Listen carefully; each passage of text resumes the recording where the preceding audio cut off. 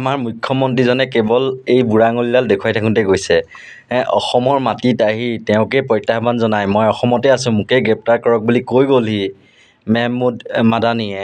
আৰু তাৰপিছত আকৌ মেহমুদ মাদানী উত্তৰ প্ৰদেশলৈ উৰা মৰাৰ পিছত আকৌ কৈছে যে মই মুখ্যমন্ত্ৰী হয়, মই বোলে ইচ্ছা কৰিলে বোলে গ্ৰেপ্তাৰ কৰিব পাৰোঁ। আৰে বাবা, দুদিন থাকি গ'লহি গোৱালপাৰাত আহি পেলাই উচ্ছেদিত লোকৰ অৱস্থাৰ বুজ ল'লে, বদৰুদ্দিন আজমলৰ লগত মিটিঙত বহিল, বৈঠক অনুষ্ঠিত কৰিলে, আৰু তাৰপিছত এতিয়া মানে মেহমুদ মাদানী উৰি যোৱাৰ পিছত কৈছে যে মই মুখ্যমন্ত্ৰী হয়, মেহমুদ মাদানীক ইচ্ছা কৰিলে জেলত ভৰাই থ'ব পাৰোঁ।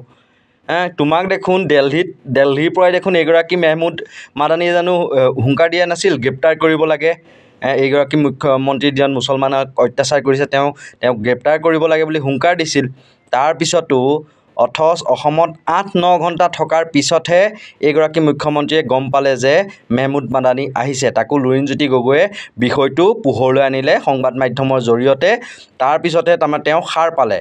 আৰু এনেকুৱা তাৰমানে লুকাই চুৰ কৰি আহিছে যে বৰঝাৰ বিমানবন্দৰত নানামি পেলাই পশ্চিমবংগৰ বাঘডোগৰা যিটো বিমানবন্দৰ সেইটোত নামিছে, নামি পেলাই গাড়ীৰে দুখন বিশেষ বাহনেৰে তেওঁলোক আহি পেলাই অসমত প্ৰৱেশ কৰিছেহি। প্ৰৱেশ কৰি পেলাই কোনো ধৰণৰ সংবাদ মাধ্যমক মানে জনোৱা নাই আগতীয়াকৈ।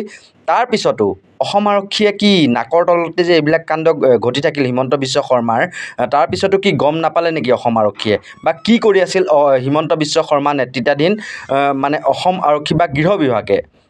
মুখ্যমন্ত্ৰীক খালী আৰু বাৰেপতি আৰু এইডাল কৰিব, এনেকৈ আৰু বুঢ়া আঙুলিটো দেখুৱাই থাকিব গলিৰ টুপুৰিৰ গুণ্ডাৰ দৰে।